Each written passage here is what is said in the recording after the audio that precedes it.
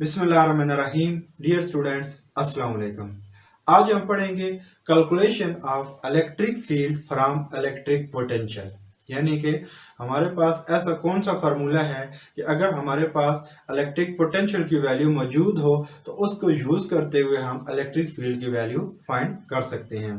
इतना तो हम सब जानते हैं कि इलेक्ट्रिक पोटेंशियल और इलेक्ट्रिक फील्ड दोनों आपस में इंटर रिलेटेड हैं। अगर एक की वैल्यू हमें पता हो तो दूसरी की वैल्यू हम फाइंड कर सकते हैं। हम ऑलरेडी फाइंड कर चुके हैं कि अगर हमारे पास इलेक्ट्रिक फील्ड की वैल्यू हो तो हम इलेक्ट्रिक पोटेंशियल किस तरीके से फाइंड कर सकते हैं। तो वो बाय डेफिनेशन हमारे पास इलेक्ट्रिक पोटेंशियल का फार्मूला है कि V is equal to minus integral of E dot d r.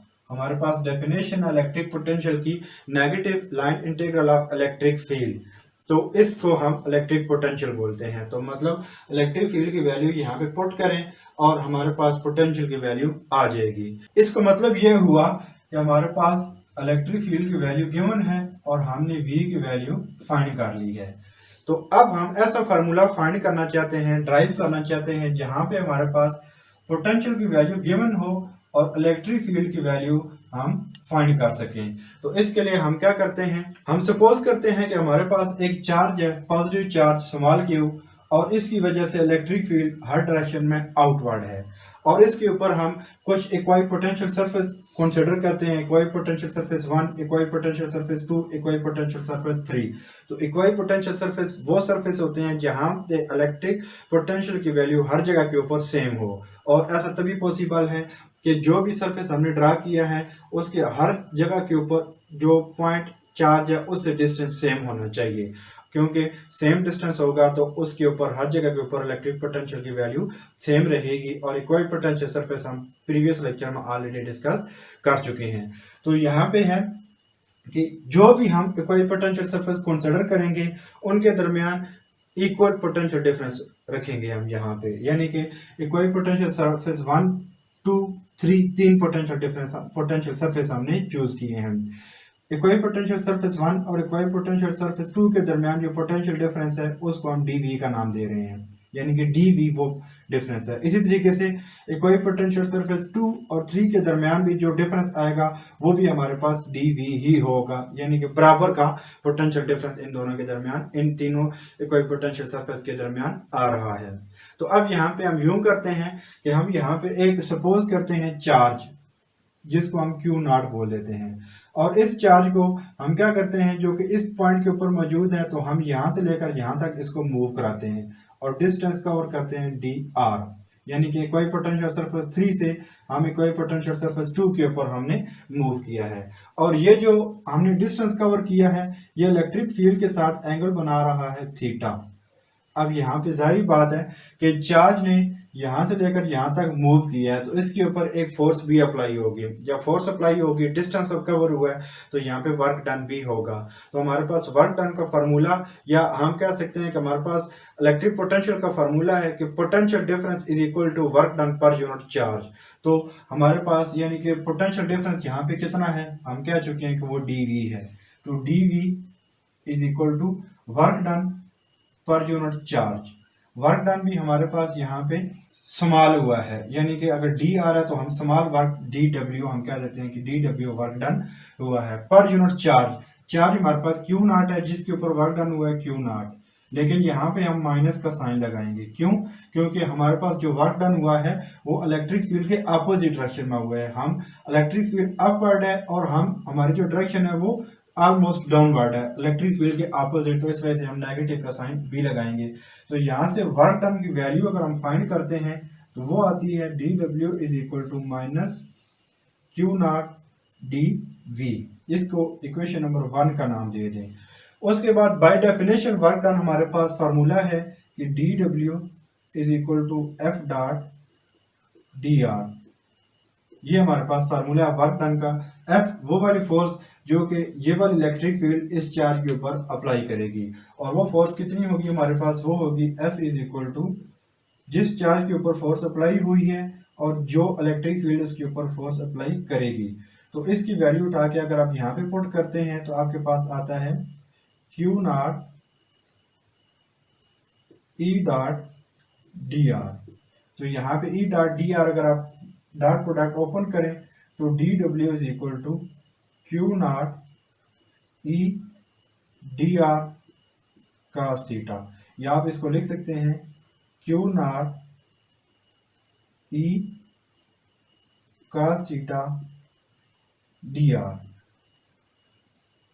और इसके इक्वेशन नंबर 2 का नाम दे दें। अब इक्वेशन नंबर 1 की भी लेफ्ट हैंड साइड पे आपके पास डी डब्ल्यू है, इक्वेशन 2 के भी डी डब्ल्यू है, यानी कि वर्क डन दोनों की लेफ्ट हैंड साइड के ऊपर मौजूद है, तो ये दोनों एक दूसरे के बराबर होंगी।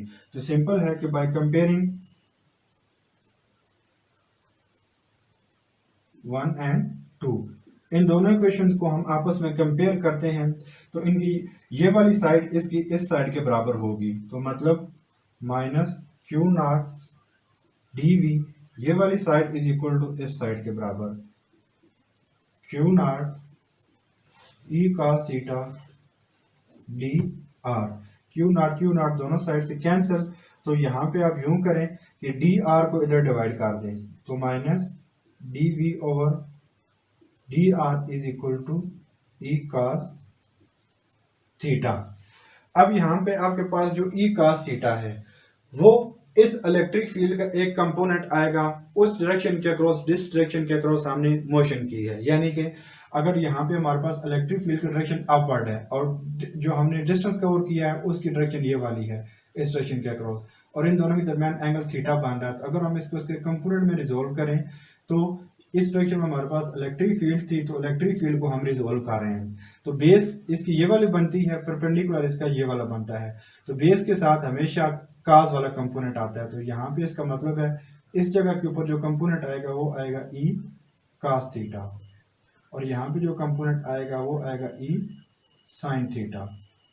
तो ये वाला वो कंपोनेंट है जो कि डिस्टेंस डी आर की अक्रॉस है, तो हम यूँ कह सकते हैं कि ई कास थीटा हमारे पास कंपोनेंट है इलेक्ट्रिक फील्ड का अक्रॉस डिस्टेंस जो कि हमने कवर किया है, तो हम लिख सकते हैं कि E r is equal to minus d V over d r. ये हमारे पास एक फार्मूला आ जाता है कि जिसमें हमारे पास अगर इलेक्ट्रिक पोटेंशियल की वैल्यू पता हो तो हम इलेक्ट्रिक फील्ड फाइंड कर सकते हैं, या हम इसको यूं कह सकते हैं कि हमारे पास negative rate of change of potential with respect to distance, और डिस्टेंस की डायरेक्शन वो वाली जहाँ पे इलेक्ट्रिक फील्ड का हमारे पास एक कंपोनेंट मौजूद हो, यानी कि यहाँ पे हमारे पास डिस्टेंस की डायरेक्शन ये वाली थी और ई कास थीटा इलेक्ट्रिक फील्ड का एक कंपोनेंट यहाँ पे मौजूद था, और ये जो हमारे पास इलेक्ट्रिक फील्ड होगी ये मैक्सिमम इलेक्ट्रिक फील्ड नहीं है, हम इसकी मैक्सिमम इलेक्ट्रिक फील्ड फाइंड करना चाहते हैं, और वो तब पॉसिबल है कि फर्ज कर लें कि जो